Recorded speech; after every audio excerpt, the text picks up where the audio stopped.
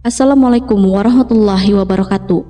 Sahabat yang dirahmati Allah, umat Islam percaya bahwa nantinya di alam kubur akan ada pertanyaan-pertanyaan dari malaikat Munkar dan Nakir.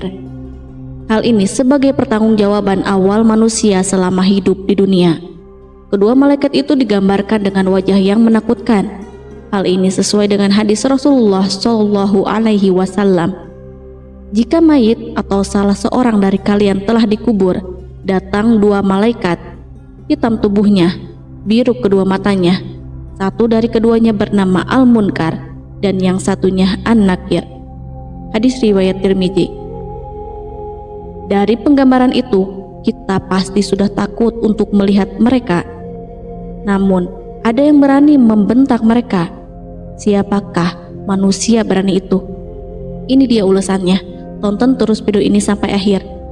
Namun sebelum lanjut, mohon dukung channel ini supaya semakin berkembang dengan cara subscribe, like, serta berikan komen positifnya.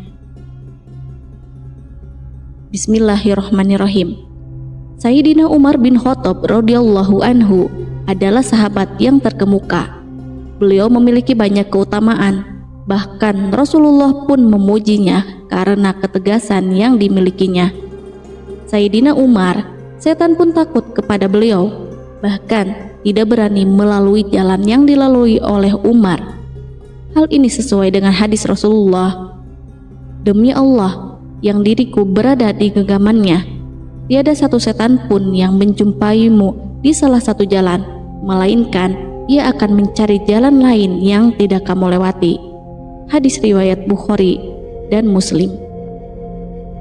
Selain tegas, Umar juga adalah seorang yang memiliki kecerdasan di atas rata-rata di antara sahabat pada umumnya. Beliau juga sering mendapat ilham dari Allah dan mengetahui tentang sesuatu yang gaib. Hal ini sesuai dengan hadis Rasulullah. Dari Abu Hurairah, ia berkata bahwa Rasulullah bersabda, pada umat sebelum kalian, yaitu pada Bani Israel, terdapat sekelompok orang yang mendapat ilham dari Allah, tetapi mereka bukan dari kalangan Nabi. Jika terjadi di tengah umatku, maka orang itu adalah Umar. Hadis riwayat Bukhari dan Muslim. Sebagai seorang khalifah, Umar bin Khattab juga melaksanakan tugasnya dengan penuh tanggung jawab. Semua kebijakannya selalu diperhatikan dampaknya.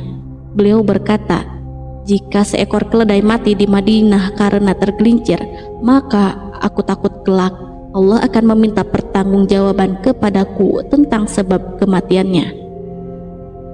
Sayyidina Umar tidak hanya dikenal tegas ketika di dunia, tetapi juga ketika berhadapan dengan malaikat Munkar dan Nakir. Sayyidina Umar tak berubah ketika Rasulullah menjelaskan tentang begitu menakutkannya malaikat Munkar dan Nakir. Sahabat Rasulullah Sayyidina Umar bin Khattab seakan ingin melawan malaikat-malaikat tersebut. Hal ini sesuai dengan riwayat yang ditulis oleh Imam Jalaluddin As-Suyuti dalam kitabnya Al-Hawi lil Fatawi, bahwa suatu ketika Rasulullah berbicara kepada para sahabat perihal Munkar dan Nakir. Digambarkan bahwa malaikat Munkar dan Nakir akan mendatangi seseorang mayit di kuburan dalam bentuk yang begitu menyeramkan, berkulit hitam, bengis, keras, dan memiliki sifat-sifat buruk dan menakutkan lainnya. Lalu kedua malaikat itu menjidang si mayit. Mendengar penuturan Rasulullah itu, Umar bin Khattab pun bertanya, wahai Rasul, apakah saat di kuburan nanti aku sebagaimana sekarang ini? Rasulullah menjawab, ya. Kalau begitu, ujar Umar, demi Allah, aku akan lawan kedua malaikat itu. Ketika Umar meninggal dan dikuburkan, Sayyidina Ali bin Abi Thalib masih duduk di depan kuburan Umar saat orang-orang sudah pergi. Para sahabat pun menanyakan perilaku Ali bin Abi Thalib itu. Beliau pun menjawab bahwa ia ingin tahu apa yang akan terjadi pada Umar di dalam kubur. Beliau penasaran tentang percakapan yang akan terjadi di antara Umar dan malaikat Munkar dan Nakir. Hal ini diceritakan oleh Syekh Nawawi Al-Bantani. Diriwayatkan bahwa sebab kelembutan malaikat Munkar dan Nakir terhadap Umar di alam kubur adalah karena keberanian dan keteguhan imannya. Setelah Umar dimakamkan dan masyarakat yang mengantarkan jenazahnya meninggalkan makam, Sayyidina Ali memilih bertahan. Ia mengawasi kubur untuk mendengarkan percakapan Sayyidina Umar dengan dua malaikat kubur. Diriwayatkan pula bahwa malaikat maut mengganti wajah menyeramkan seperti biasa menjadi wajah yang lebih lembut. Umar berkata, "Aku Umar bin Khattab saja takut melihat wajah kalian. Bagaimana dengan umat muslim lain yang lemah?" Sejak saat itu, malaikat Munkar dan Nakir pun menampilkan wajah yang lebih ramah kepada jenazah dari kalangan orang-orang beriman. Karena apa yang dikatakan dan ditujukan oleh Sayyidina Umar bin Khattab telah menjadi sebab kemuliaan bagi orang-orang beriman yang mengikuti jejak dalam keimanan dan ketegasannya. Sayyidina Ali pun memuji jasa Umar bin Khattab. Sayyidina Ali radhiyallahu anhu berkata, "Demi Allah, sahabat Umar bermanfaat untuk manusia semasa hidup dan setelah wafatnya." Surah Nur Salam Al-Aqidatil Awam. Sebelumnya, malaikat Munkar dan Nakir memang digambarkan menyeramkan. Imam Tirmizi meriwayatkan dari Abu Hurairah, Nabi Shallallahu Alaihi Wasallam bersabda, "Apabila mayit atau salah seorang dari kalian sudah dikuburkan, ia akan didatangi dua malaikat yang hitam dan biru, salah satunya Munkar dan lainnya Nakir. Keduanya berkata, 'Apa pendapatmu tentang orang ini?'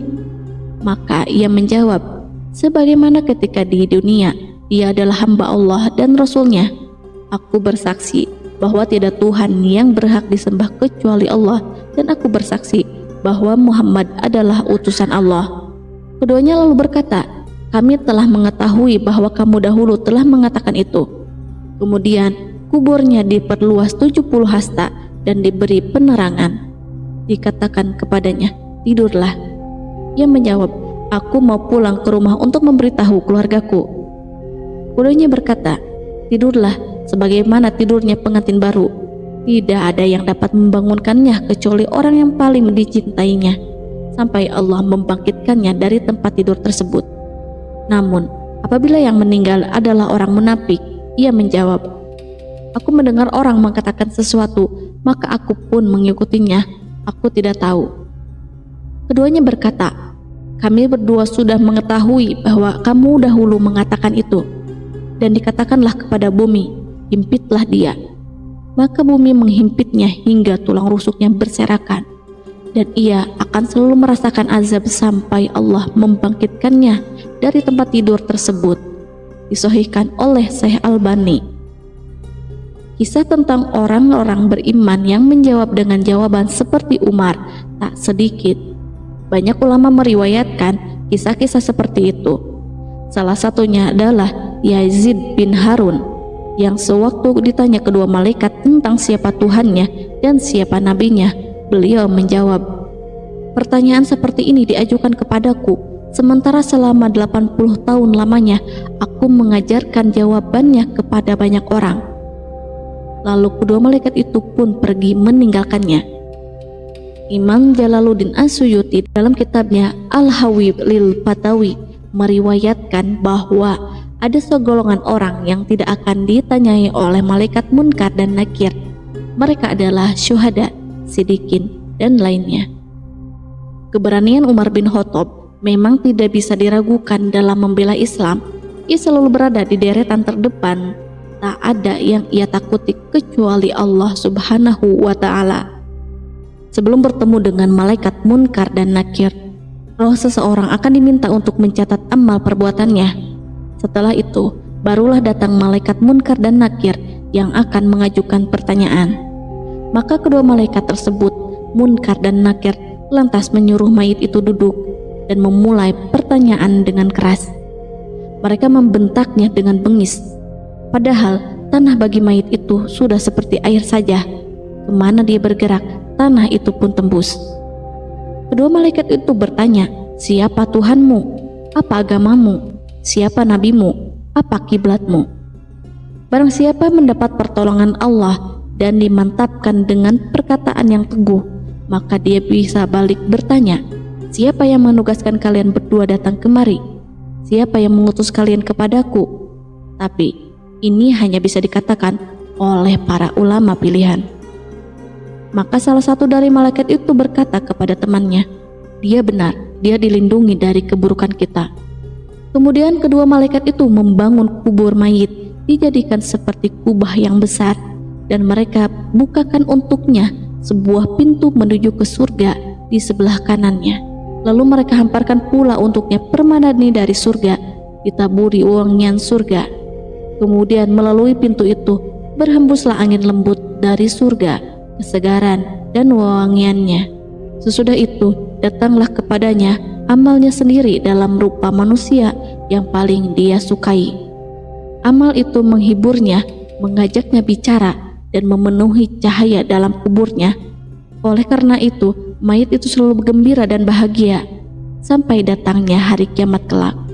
Bahkan dia bertanya-tanya, kapankah datangnya kiamat? Karena tidak ada yang lebih dia sukai selain datangnya kiamat. Wallahu a'lam bishawab.